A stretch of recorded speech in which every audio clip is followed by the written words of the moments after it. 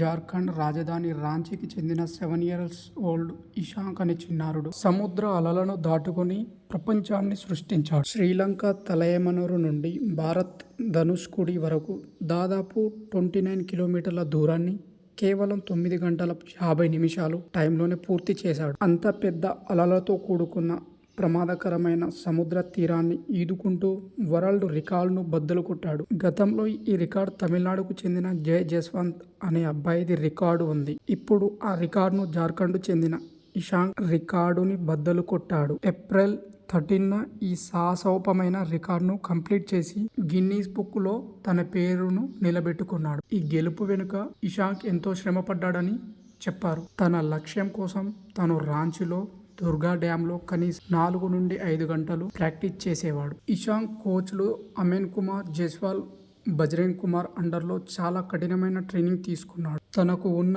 కాన్ఫిడెంట్తో ఈ విజయాన్ని సాధించి యూనివర్సల్ రికార్డ్ నుండి యంగెస్ట్ ఫాస్టెస్ట్ పార్క్ స్ట్రీట్ స్విమ్మర్గా సర్టిఫికేట్ అందుకున్నాడు. ఇప్పుడు ఇషాంక్ పేరు సోషల్ మీడియాలో బాగా వైరల్ అవుతోంది. రాంచీలో ఒక చిన్న ప్రైవేట్ స్కూల్లో 3వ తరగతి చదువుతూ ఇంత పెద్ద గోల్డ్ మెడలిస్ట్ అందుకోవడం స్కూల్ యాజమాన్యం అభినందించారు. పట్టుదల ఉంటే ఎంతటి కష్టమైన పని అయినా అసాధ్యం అనేది ఉండదని ఇషాంక్ చేసి చూపించాడు. సో మీరేమంటారు? ఇషాంక్ టాలెంట్ గురించి కామెంట్ చేయండి.